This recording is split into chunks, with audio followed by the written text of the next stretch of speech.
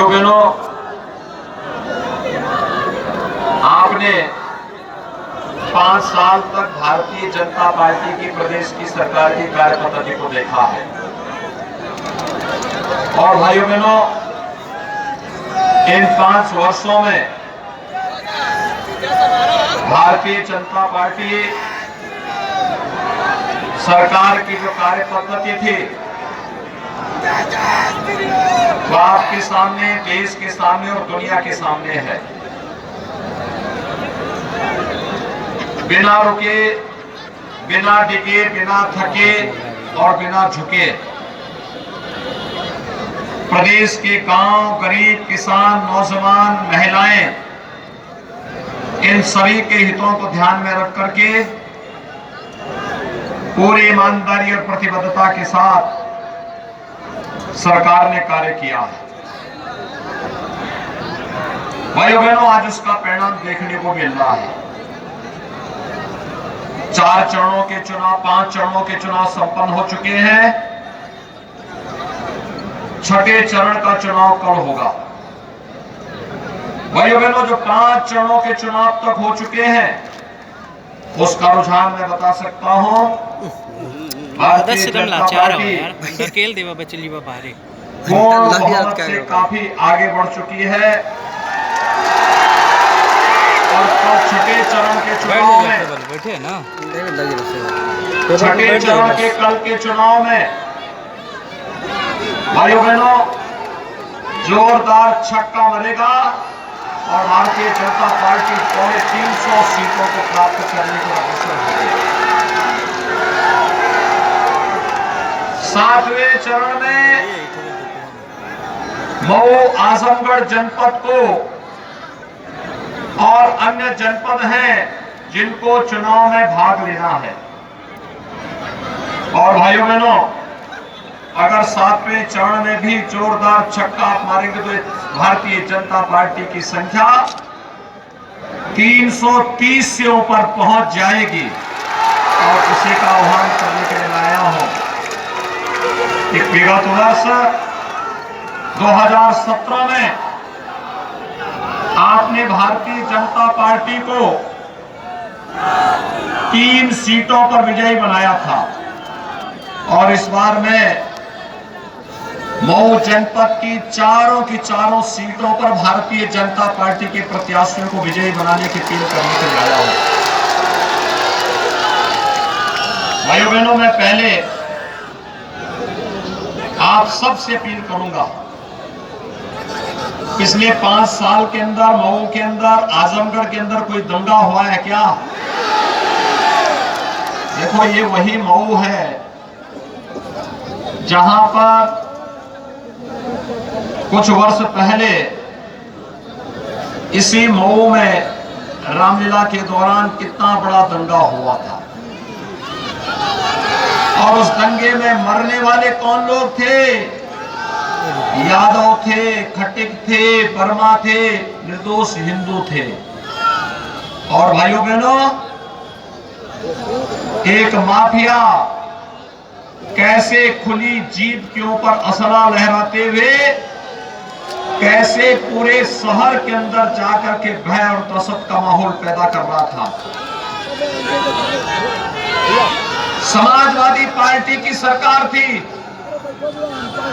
Samajwadi party की सरकार कीड़े की तरह रेंगती हुई मौन थी उस माफिया के सामने। और उस समय भी मैंने विरोध के लिए गोरखपुर से प्रस्थान किया था। मैंने अकेले विरोध किया था और तब भी मैंने कहा था कि सपा की सरकार माफियाओं के सामने, गुंडों के सामने घुटना टेक चुकी है। भाइयों बहनों, आज इस समाजवादी पार्टी को हमारी सरकार के बुलडोजर से परेशानी है और मैं धन्यवाद दूंगा आपको कि मेरे आने के पहले आपने यहां बुलडोजर खड़े करके रखे हैं।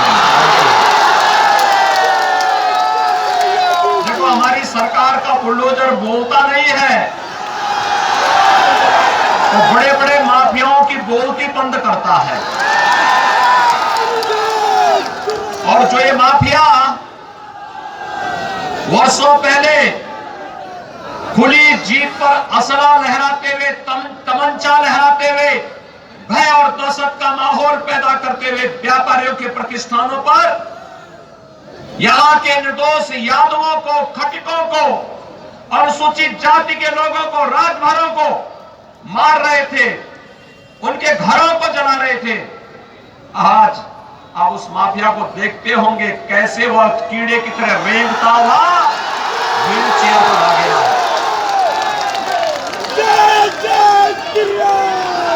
और ये बुलडोजर, मैंने पहले कहा ना, ये बुलडोजर भाइयों बहनों, ये बोलता नहीं, ये करता है, अपना काम करता है।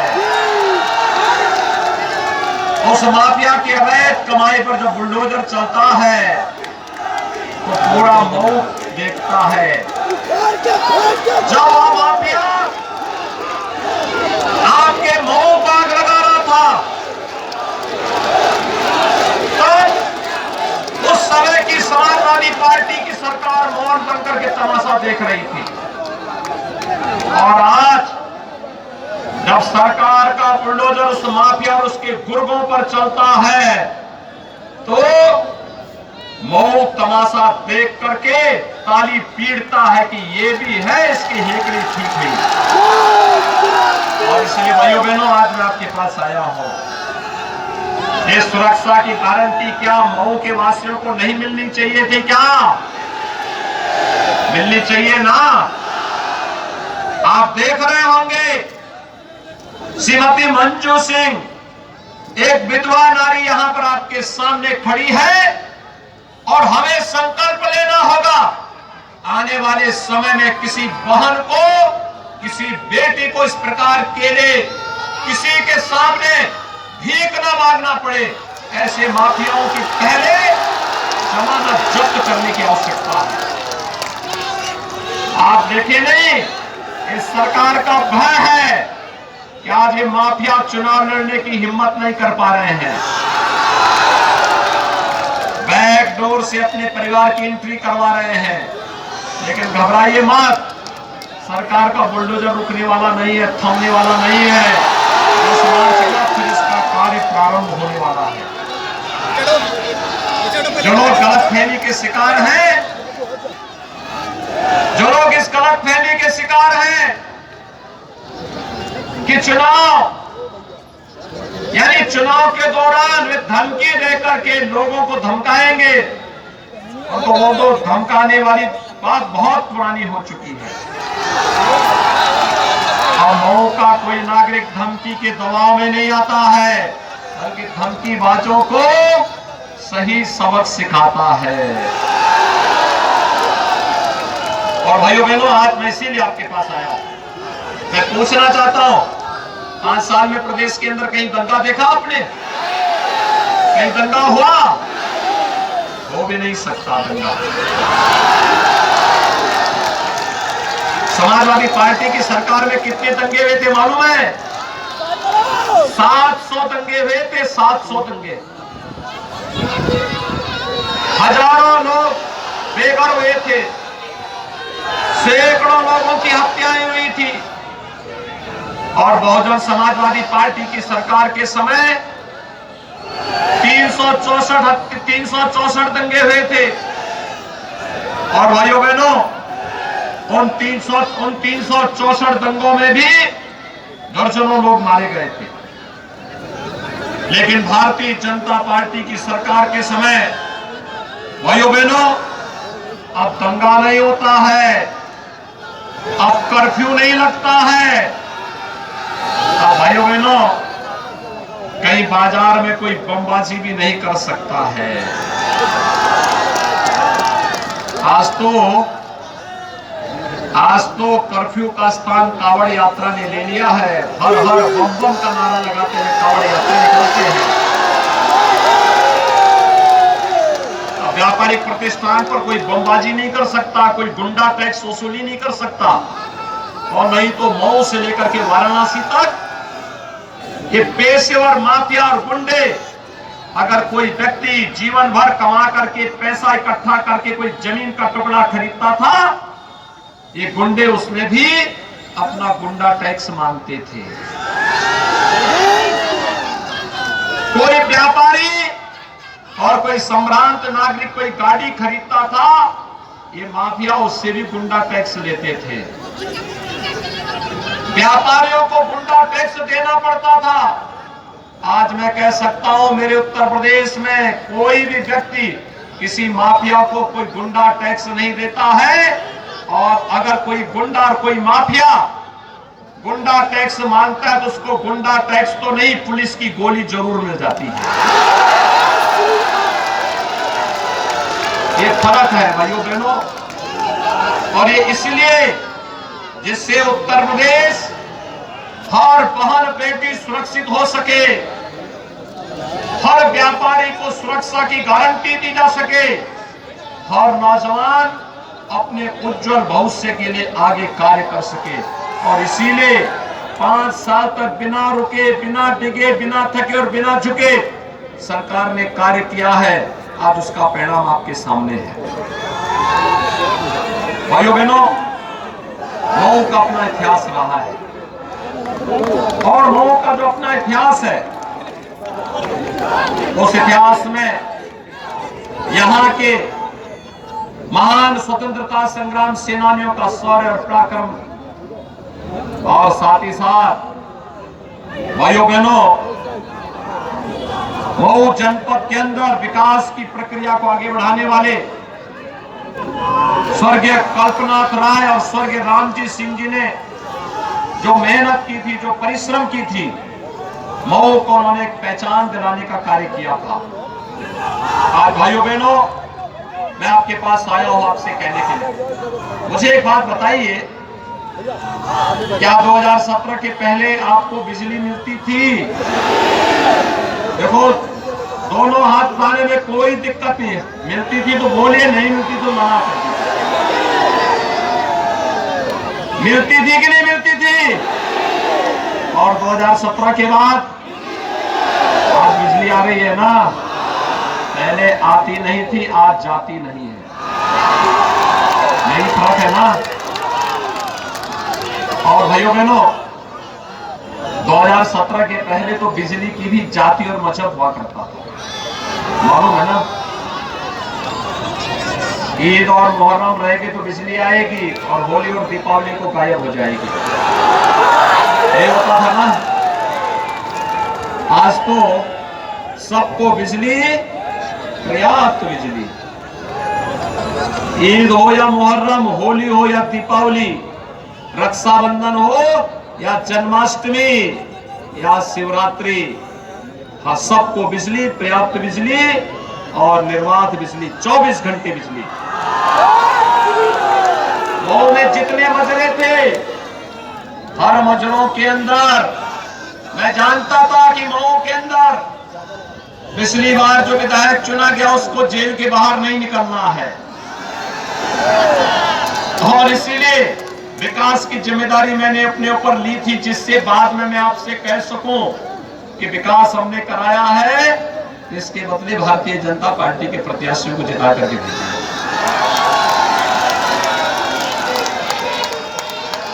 मैं इसीलिए आपके पास आया हूं। भाइयों बहनों, जितने मसले थे सब में विद्युतीकरण का कार्य कर दिया गया।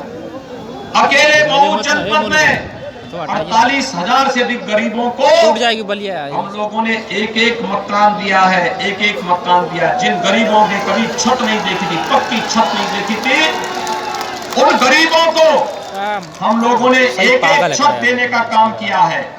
और यही नहीं भाइयों बहनों, आपके मऊ जनपद में सरकार आने के तत्काल बाद अन्नदाता किसानों का कर्ज माफ हुआ था। लगभग 30,000 किसानों का कर्ज माफ किया था हम लोगों ने। और यही नहीं, 4,26,700 से अधिक किसानों को प्रधानमंत्री किसान सम्मान निधि का लाभ भी यहां पर दिया जा रहा है।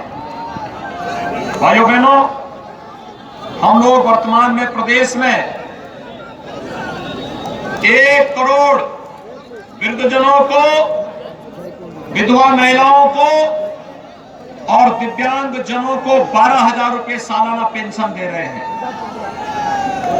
और अगर मैं मऊ की बात करूं तो वृद्धावस्था पेंशन पाने वाले 87,200 से अधिक लाभार्थी हैं। निराश्रित महिला पेंशन पाने वाले 24,500 से अधिक हैं और दिव्यांग जन का पेंशन प्राप्त करने वाले 12,900 से अधिक दिव्यांग जन मऊ जनपद के अंदर 12,000 रुपए सालाना पेंशन प्राप्त कर रहे हैं।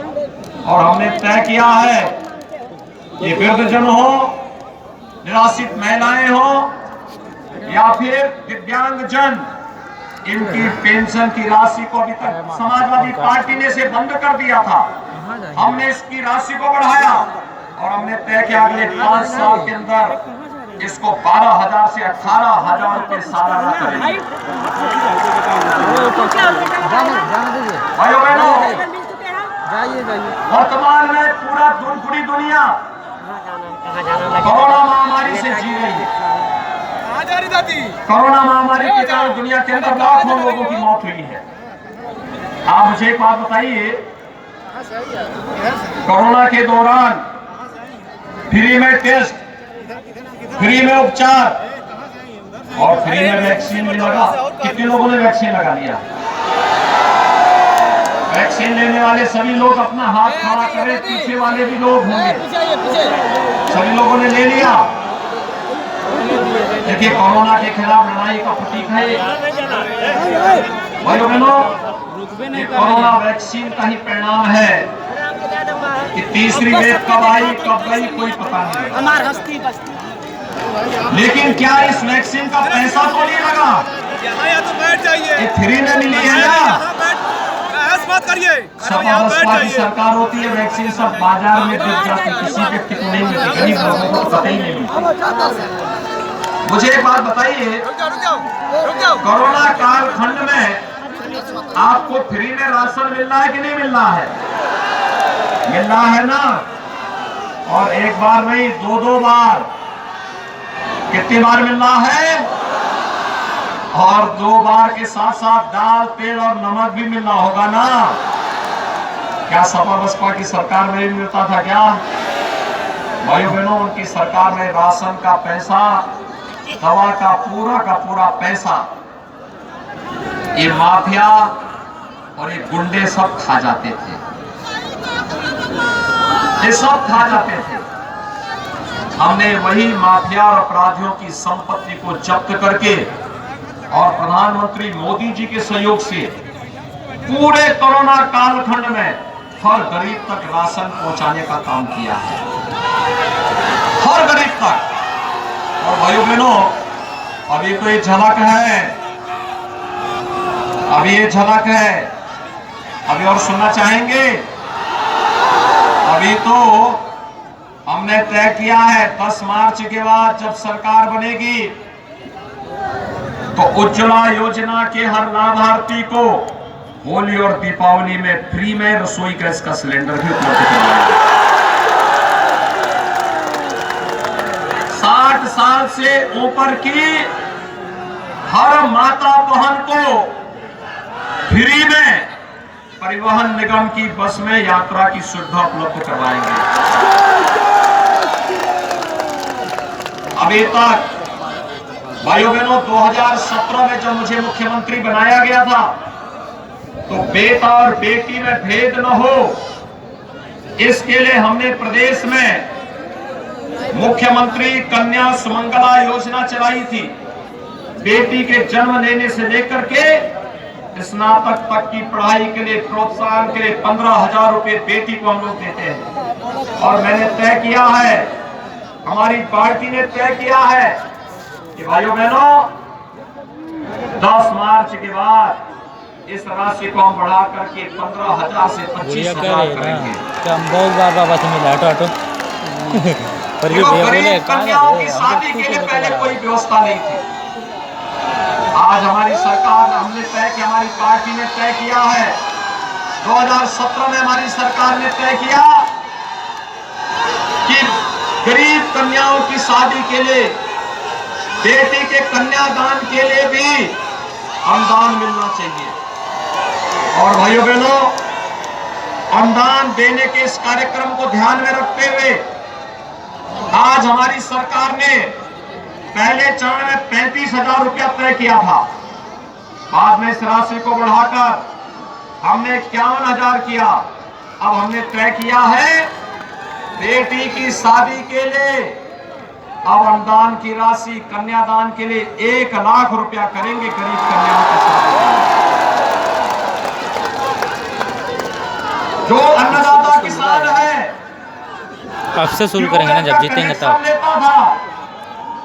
ट्यूबवेल का उसको शुल्क देना होता था, हमारी सरकार ने उसको आधा किया है और अगले 5 साल के अंदर हम इसे फ्री में करने की व्यवस्था करने जा रहे हैं। भाइयों बहनों, प्रदेश का नौजवान कैसे छूटेगा? प्रदेश के नौजवान के लोग को 5 साल में 5 लाख नौकरियां दी हैं, सरकारी नौकरी।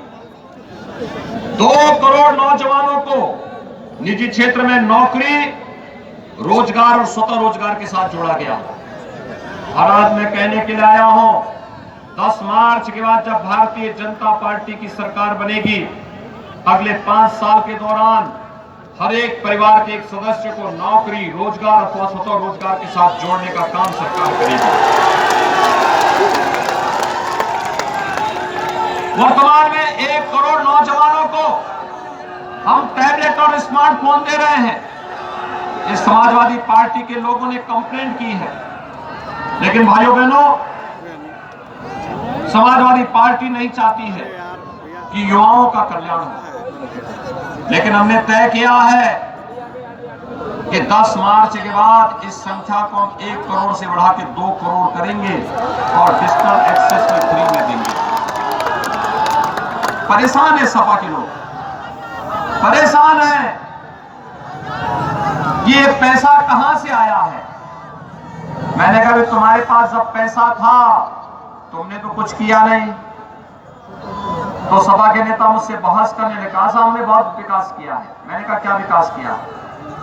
तो गिन करके उन्होंने क्या बताया? उन्होंने कहा साहब हमने कब्रिस्तान की बाउंड्री वॉल करवाई है।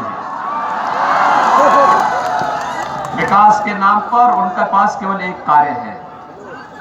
और भाइयों बहनों, जब आप भारतीय जनता पार्टी की डबल इंजन सरकार की बात करते हैं, सड़क है, बिजली है, पानी है, गरीबों का राशन है, एक्सप्रेस हाईवे है, ये जितने विकास के कार्य चल रहे हैं, और अभी तो हम हर जनपद में एक मेडिकल कॉलेज भी बनाने जा रहे हैं।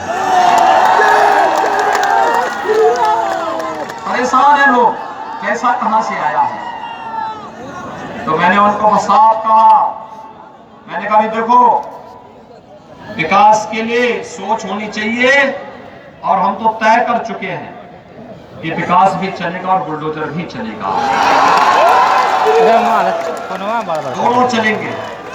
लेकिन आज मैं आपसे कहने के लिए आया हूं भाइयों बहनों, जब मैं मऊ में आया हूं, याद करना बाबा साहब भीमराव अंबेडकर का सम्मान अगर किसी ने किया तो भारतीय जनता पार्टी ने किया है, प्रधानमंत्री मोदी जी ने किया है। बाबा साहब भीमराव अंबेडकर से जुड़े हुए पंच तीर्थ विकसित किए हैं प्रधानमंत्री मोदी जी ने। बाबा साहब भीमराव अंबेडकर का जहां जन्म हुआ था वो मऊ मध्य प्रदेश में भव्य स्मारक बाबा साहब का बना है। बाबा साहब ने इंग्लैंड में रह करके जहां दीक्षा ली थी, जहां पे पूरी उच्च शिक्षा प्राप्त की थी, उस भवन को अंग्रेजों से खरीद करके भारत सरकार ने अनुसूचित जाति जनजाति के नौजवानों के लिए भव्य छात्रावास भी बनाया और बाबा साहब का भव्य स्मारक भी बनाया है। बाबा साहब दिल्ली में रह करके, जिस भवन में रह करके उन्होंने अपने सार्वजनिक जीवन को आगे बढ़ाया था, वहां पर बाबा साहब का एक भव्य सांस्कृतिक केंद्र बन करके तैयार है। जहां उन्होंने दीक्षा ली थी नागपुर में, दीक्षा भूमि हो या अंतिम चैत्य भूमि मुंबई, ये पंच तीर्थ अगर किसी ने विकसित किए हैं बाबा साहब भीमराव अंबेडकर ने के सम्मान में ये प्रधानमंत्री मोदी जी ने और भारतीय जनता पार्टी ने किए हैं। उत्तर प्रदेश में हम लोगों ने बाबा साहब भीमराव अंबेडकर की मूर्ति को हर फोटो को हर कार्यालय में लगवाने का काम किया है। और यही नहीं, लखनऊ में बाबा साहब भीमराव अंबेडकर का एक भव्य सांस्कृतिक केंद्र भी बन रहा है। लेकिन भाइयों बहनों, ये सब सपा बसपा को पसंद नहीं है, वे लोग नहीं चाहते। और मैं यहां देख रहा था, हमारी सरकार ने प्रधानमंत्री मोदी जी के मार्गदर्शन में महाराज सुहेलदेव को बड़ा सम्मान किया। याद करिए, 1000 वर्ष पहले महाराज सुहेलदेव ने एक विदेशी आक्रांता सालार मसूद गौरी को मार मार करके उसको पूरी तरह नष्ट कर दिया था। पूरी 3 लाख सेनाओं के साथ एक विदेशी आक्रांता को बहराइच के चित्तौड़ा नामक स्थान पर नष्ट करने का काम किया था, पूरी तरह समाप्त करने का परास्त किया था। और उसको उस दरिंदे को महाराज सुहेलदेव ने जिंदा जला दिया था। यानी महाराज सुहेलदेव ने इतना बड़ा पराक्रम किया था 1000 वर्ष पहले। इतिहास में शौर्य और पराक्रम के प्रतीक के रूप में महाराज सुहेलदेव। और इसीलिए प्रधानमंत्री मोदी जी ने सबसे पहला काम, 1000 वर्षों के बाद महाराज सुहेलदेव को किसी ने सम्मान दिया तो प्रधानमंत्री मोदी जी ने दिया। उन्होंने महाराज सुहेलदेव के नाम पर डाक टिकट जारी किया। महाराज सुहेलदेव के नाम पर एक स्पेशल ट्रेन चलवाई। और यही नहीं, जब बहराइच में मेडिकल कॉलेज बनने की बात हुई तो मैंने कहा, भाई देखो, बहराइच के मेडिकल कॉलेज का नाम महाराज सुहेलदेव के नाम पर होगा और महाराज सुहेलदेव के नाम पर बहराइच का मेडिकल कॉलेज